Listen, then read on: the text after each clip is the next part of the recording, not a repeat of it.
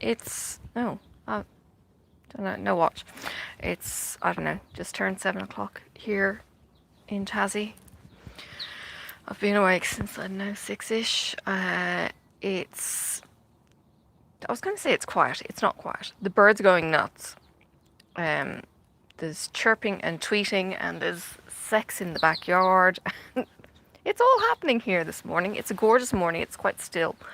The water is flat as a tack on the river, and I can hear the traffic roaring on the morning commute. Bliss. And I'm not in it. But I am going to crochet while I'm talking with you. I have got my tea, which will probably take a while. Sophie actually surfaced when I was in a murderous spree to kill a blowfly that got into the house. I call it a blowfly. It's just a big fly that I had to then track down and spray the bejesus out of the thing. So it's going to die on my curtains now. And yes, it can get out. Hubby hates flies in the house. I hate flies in the house. And these things are like the juggernaut ones, and they're big and they're noisy and they crash into things, and yeah, who needs them in your life? So, anyway, morning. I'm upright and I'm sore. I'm waiting for drugs to kick in. And I thought I would crochet rather than try and knit brioche that I don't know what I'm doing on, because I really need to follow Stephen to see what I'm doing. I don't know if I've got the right amount of stitches. It's the yarn ovary bits and shawls, and oh my god, yeah. So help. I don't know if I've got the right number of stitches. I know I was short on my previous row, so I added some stitches, and I don't know how close I am because I can't count, because they're shawled, and 415 stitches is a lot of stitches. So yeah, there's that too. I did put my stitch markers in every 50. Yeah. Yesterday I went through the rest of my cotton yarn, and I found all the different colours that I have. Well, I don't know if I found all of them. I haven't found white. I found a little bit of white, but not a lot of white. Thought I had more rolls of white. Anyway, so I've got more colours to be able to do those Christmas lights that Mrs. Coffee's going to be doing next week, this weekend. Yeah, this weekend is going to be super busy for me, actually. This weekend, this Saturday, I am doing a webinar to become a wildlife rescuer. Now, what that means is I will be the first responder to an animal that's been hurt, injured, located, etc. And I will then triage it, potentially take it to Bonnarong, or rope the hubby in to take it to Bonnarong because I'm at work. Or do the initial care until it can be handed over to a wildlife carer. Now, I've got a friend of mine who started all this. It's all her fault, Michelle. She was in a section that I worked in 10 years ago, and she used to have the wildlife babies in with her. So she'd have wallabies and patamelons and possums, and she had magpies, I think. She had 3 magpies for a bit in a picnic basket, kind of birdcagey thing. She'd feed them. I'd go in and feed them with her. I'd feed the possum. There wasn't much to do, you know, it's just that you needed to have somewhere quiet for them to go and feed them at intervals. And she was just like, oh, you're incredible. Her backyard is apparently was full of cages and that for all the different animals and all that kind of thing. And then I was talking to another colleague who happened to have Michelle in her office.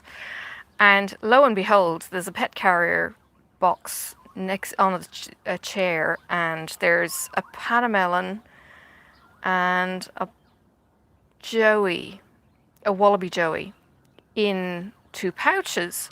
And I'm going, oh my God, what are you? And turns out she's a wildlife rescuer. Now, I didn't know there was a difference with the rescuers and carers.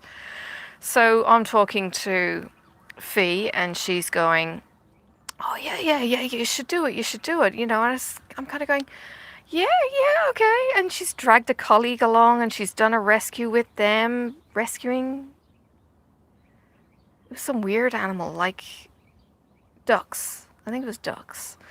Down in Sandy Bay in the middle of work. And it's like, okay. So apparently what happens is you get these alerts, a bit like, I don't know, emergency services get the jobs given out to them. These jobs go out, and Fee was then showing me, kind of going, look, there's a job here in such and such, and you have to go and get this animal that's been injured and collect it and then take it to Bonnarong. Or there might be a convoy that you need to collect it from a southern suburb, to take it to a northern suburb. The next northern suburb person will pick it up, and then they'll take it to another town and take it to, you know, etc., etc. And, you know, it could just be that you're part of the convoy. And it was just like, I could do that. So she said, well, go and sign up. And it's like, okay. So I went and I checked out the website, and I signed up to do a webinar, and it seemed like it was ages away. Well, ages away is now this weekend. So I've got 6 hours of webinar that I have to try and organize. I might end up doing it on my laptop, because then it means I can move around. Whereas if I'm stuck in on the computer, I'm stuck, and Sophie's not going to be able to stay quiet for 6 hours. And I'll probably need to use headphones, so I'll need to have my headphones charged so I can hear and turn my mic off and all that kind of jazz, and move maybe between the bedroom and another room. I don't know what the weather is doing next weekend. So, and I don't know how intensive this webinar is or anything else. I'm going to get blinded by the sun as it comes out from the clouds now. Anyway, so yeah, I've got that. And then I've got a high tea on Sunday, the 27th, I think. I've got a high tea with my Stitch and Bitch group. We don't bitch, but we do stitch. A high tea. Now, a high tea, I've never actually gone to a high tea, because anytime I've looked, it's, you know, $65, and, you know, it's $65 for a bunch of fairy cakes. It's not actually, but a bunch of fairy cakes, really shit coffee. And I didn't know who the people were and all of this kind of thing. So this time around, I'm going with friends, and it's not as expensive because we're going as a group. It may even be open to other people. I don't actually know. I am expecting expensive fairy cakes, like French fancies, you know, the iced fancies that you get that are just little squares of sponge drenched in icing.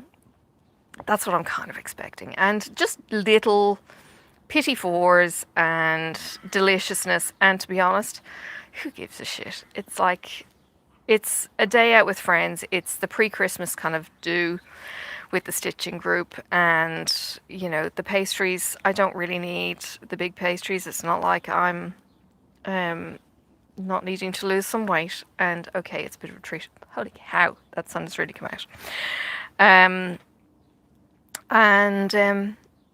Yeah, so I'm gonna enjoy high tea with the girls at lunchtime, and yeah, just have some fun. I don't know what I'm gonna stitch yet. Maybe the collectors is an 18.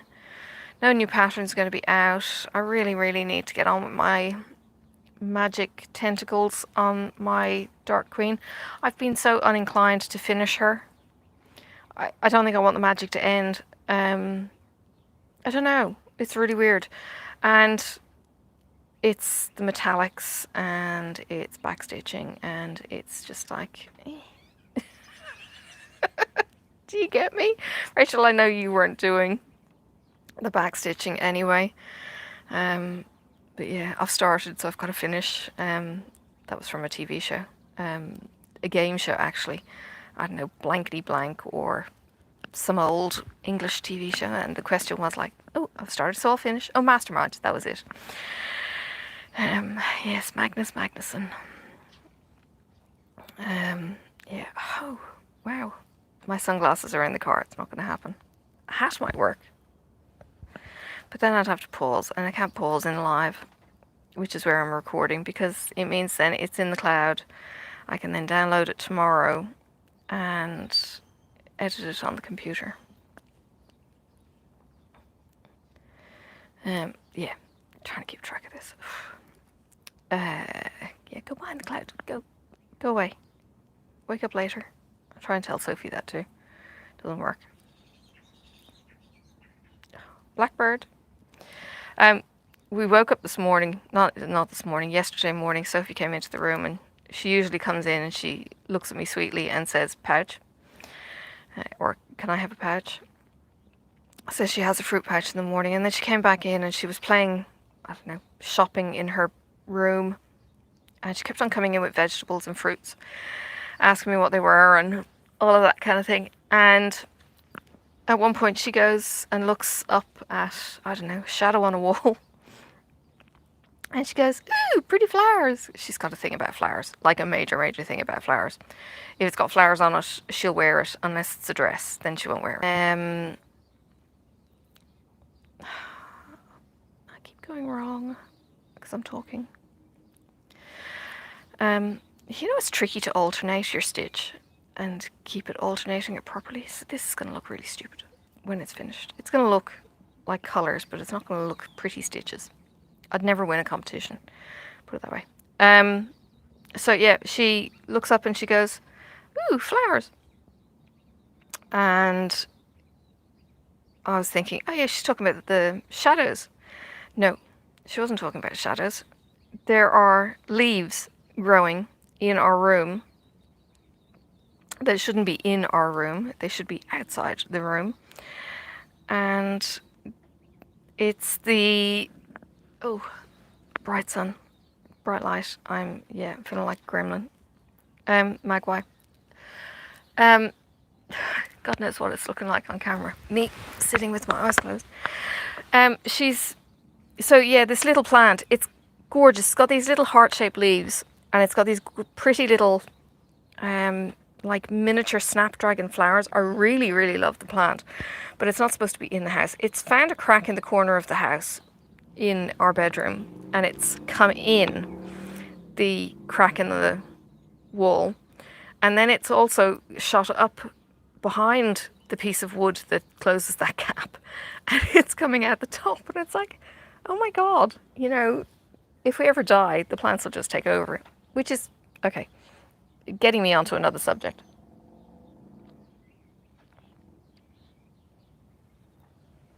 Oh, beautiful tea. You know, forgotten cities, and okay, I'm going to struggle in the sun, so excuse me for squinting and tears rolling down my face. Now I'm going to have to move.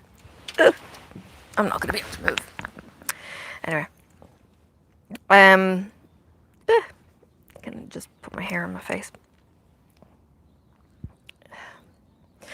So, there's photos of forgotten cities, and plants take over, and of course, you know, the whole apocalyptic thing where the plants take over, and, you know, roads not used, plants will cover over the paths and all of that kind of stuff. Well, some dude during the year had discovered a way of making what he calls living concrete. And he's got limestone bacteria within the concrete. And when water gets to it, the limestone activates. The sun is lovely and warm. The limestone activates and grows and mends the crack in the concrete. It was like, this is ingenious. But where do the plants get in?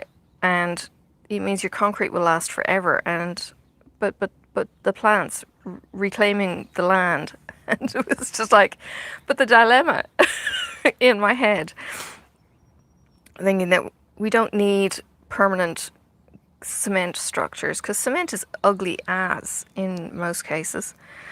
Yeah, but it was an interesting concept of this renewable cement, and he was then saying how they would like to be able to have a cement retrofitted healing, so you could use it with cement that's already in existence that's cracked and broken, and you spray it onto that and it then heals the old concrete. Look, it was a really interesting concept, and you know, people are talking about renewable energies and all of that kind of stuff, and one day I would love to build my own home somehow. I can never kind of fix really on a design, although I have found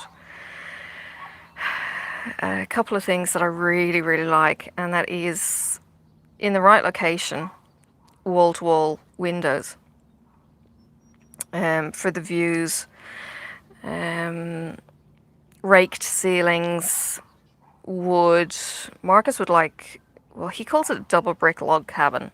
He did look at a stone cabin that was in, I don't know, Tiny Homes or something on my Instagram feed that I'm not subscribed to but keeps popping up lately. But anyway, they're pretty, so I don't mind them. And it was raked wooden ceilings and huge rough-hewn timber posts for the cantilever, and oh, it was just incredible. And there wasn't much in this architectural beauty. Almost, it was, you know, these large hewn wood and large windows, and it was just incredible. When I was down getting my rescue pack yesterday in a river suburb called Taruna, one of the houses there is this ugly as old, probably 60s Besser block with those kind of concrete rough-hewn bubbles on them, I think it was. But the house had been extended in such a way that it looked like they'd plonked a wooden hide, not necessarily a tree house, but a hide up on top of the structure, which had lots of windows then opening up views all around, so views up the hill, views over the river and all of that kind of thing. And it was really, really cool, and it worked, and they'd painted the house in whatever it needed to be painted in, and it all kind of sort of gelled.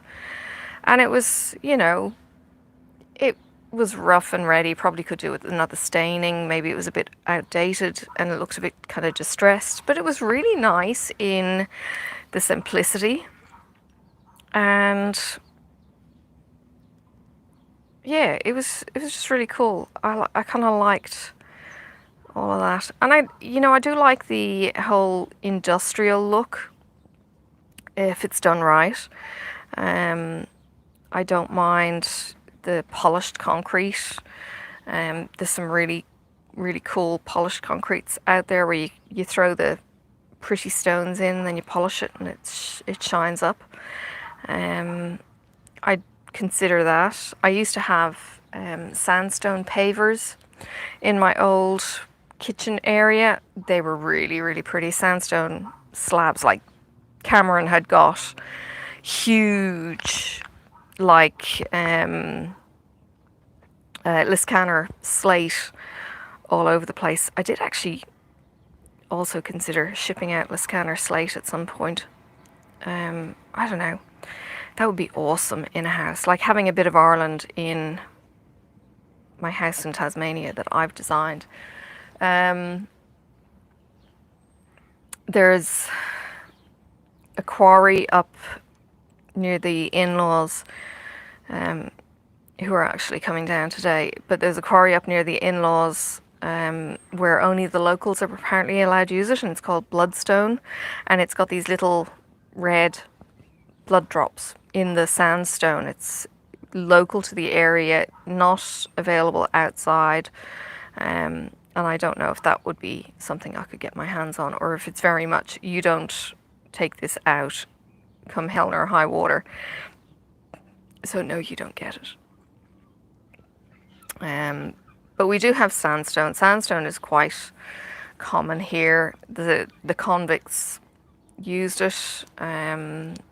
The convicts have a particular chisel mark on the convict stone. I like the idea of building a straw house, and I know there's the whole but Three Little Pigs story. I've got a friend of mine who is building a straw house. They've got a metal frame and they haven't put the bales in yet. And a lot of what the people do who are making the straw houses, they adobe it off inside with a clay kind of finish, but they'll leave some of the straw exposed. Now,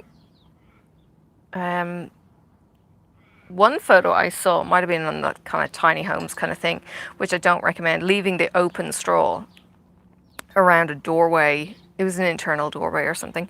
But another one is to put a little door in the middle of the wall, and you open the door and you can see the straw bale within the wall, and that's sealed, whereas this other thing may not have been sealed, and I don't recommend that. I think if you're going to have straw bales, you need to seal them.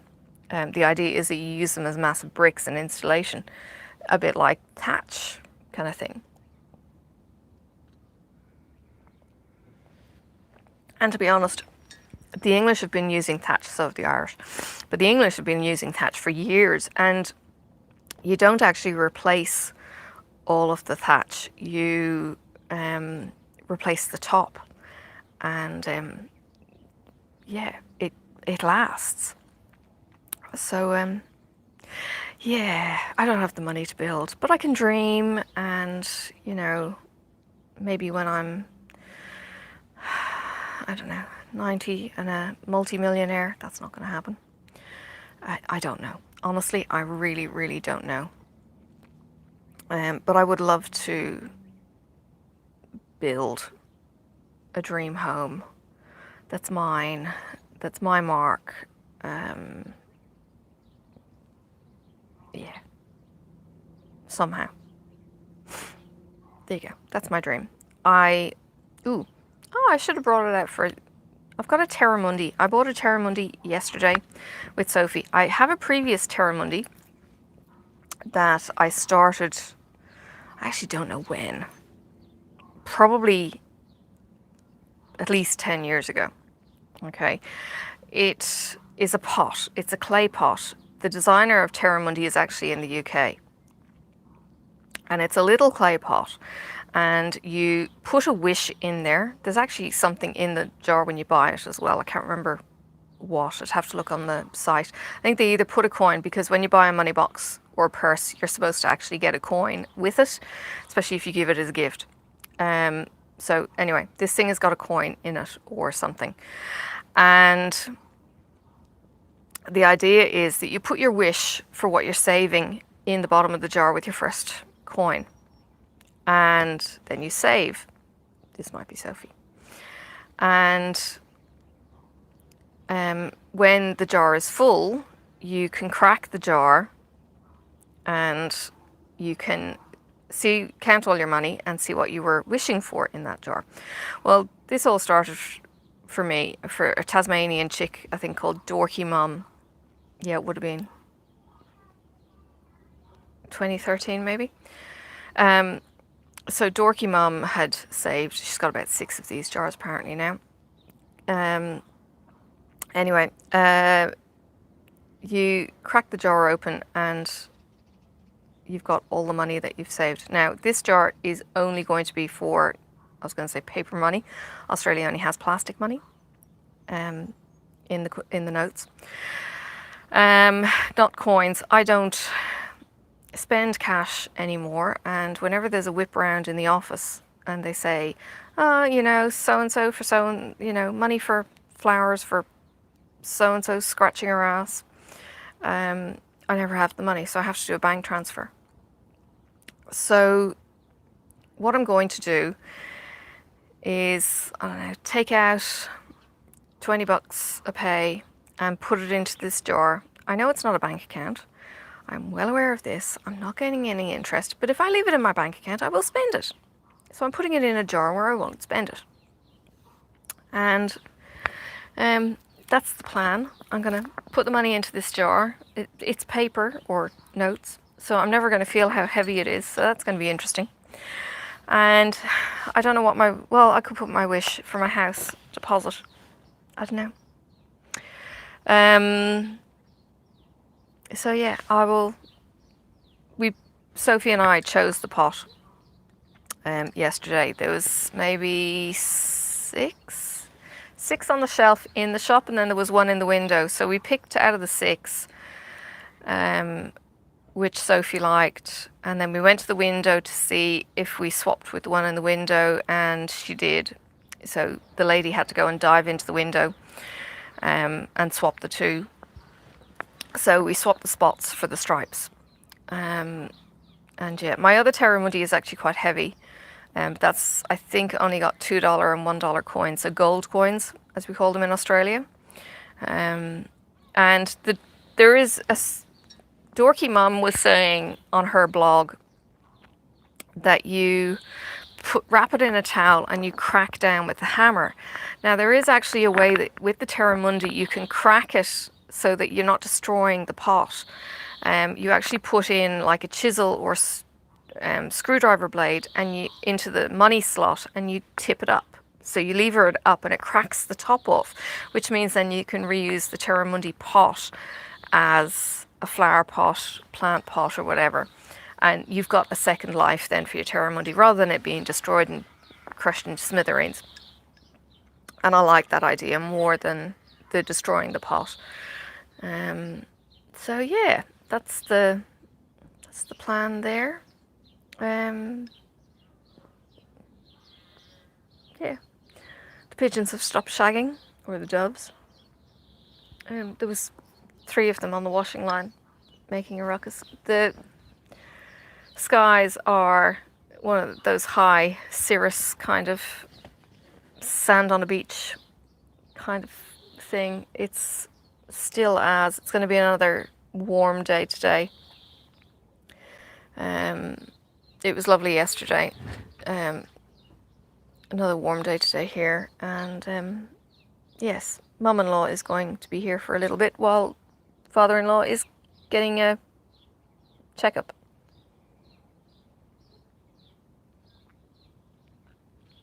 Yeah, he can't leave her alone, because if you don't already remember, she's the aneurysm changed to stroke that happened.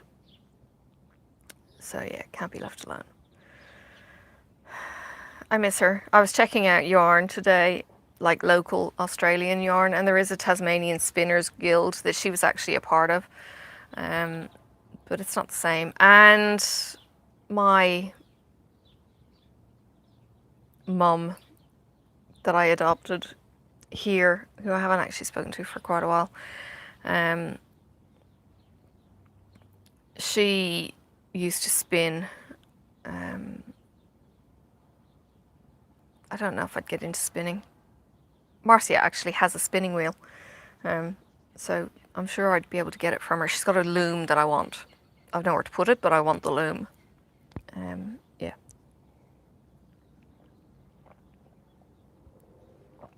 Oh dear.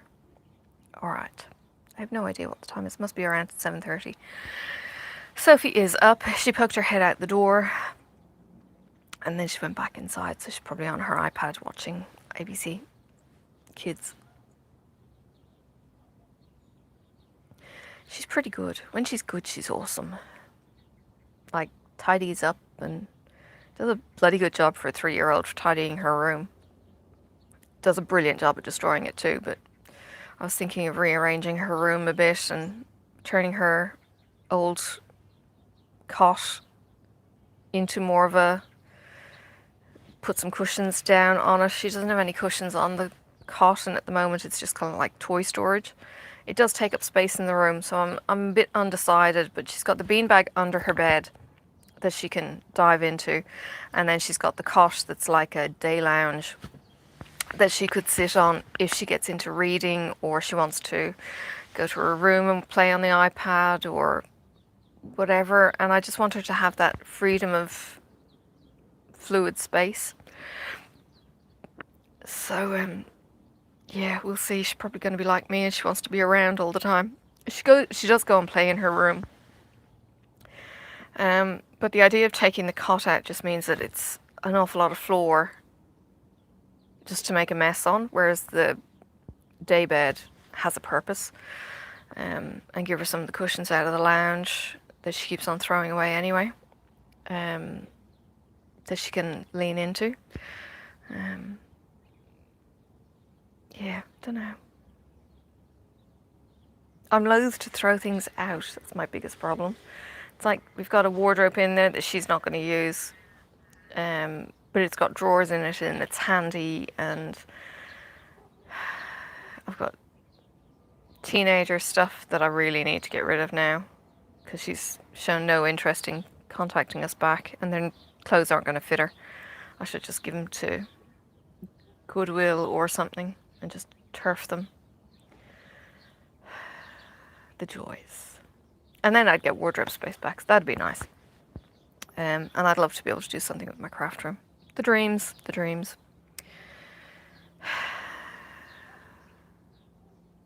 I'm kind of getting itchy feet. I want to have something actually accomplish in my second week of leave.